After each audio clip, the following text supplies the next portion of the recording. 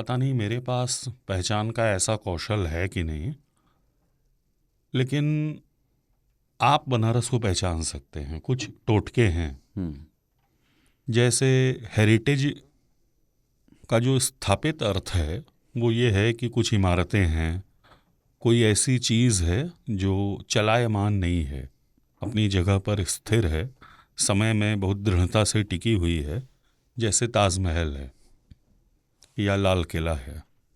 लेकिन बनारस में हेरिटेज जो है वो एक बहुत डायनेमिक और बहुत स्पंदित, भीतर से बहुत उछलती हुई चीज़ है, कोई सामने आ जाने को बेताब, और लिविंग है वो। वहाँ मनुष्य हेरिटेज है, उसकी रिहाइश कम हेरिटेज है। जैसे तोता है वेद पाठी के घर का, तो घर के भीतर सामगान हो रहा है तो वो वैदिक मंत्रों का उच्चारण जो है उसकी नकल मार के सीख गया है, तो घर के भीतर मंत्रोच्चारण सीख लिया उसने, और घर के बाहर जो गली है उसमें संसार की सब गालियाँ दी जा रही हैं, माँ बहन से लेकर के सब कुछ तक। भाव वाला। हाँ, भाव वाले। तो बनारस का स्लोगन है बिल्कुल, काशी का 80 में काशीनाथ सिंह ने लिखा ही है। वो भाव वाले में आगे भाग भी एक जुड़ा हुआ है। हाँ। अच्छा। हाँ, और भा का जो उच्चारण है, जो उसकी सघोष ध्वनि है, उस पर भ को भ भी कहा जा सकता है, ब के करीब, लेकिन वो असली भ नहीं हुआ, भ इसमें ज़्यादा भ है।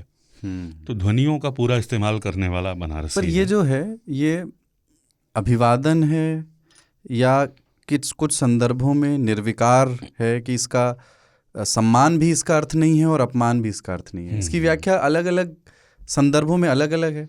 असल में जिसको गालिब ने गमे हस्ती कहा है, होने का अवसाद, बनारस में वही होने का उत्सव बन के मौजूद है।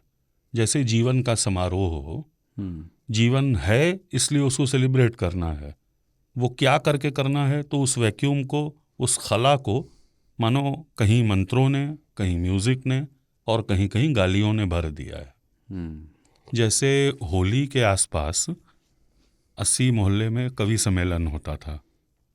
होता है जी, कहने को होता है, उसकी जगह बदल गई है और गालियाँ अब भी दी जाती हैं। गालियाँ देने वाले वो नहीं रहे और गालियाँ खाने वाले भी बदल गए हैं।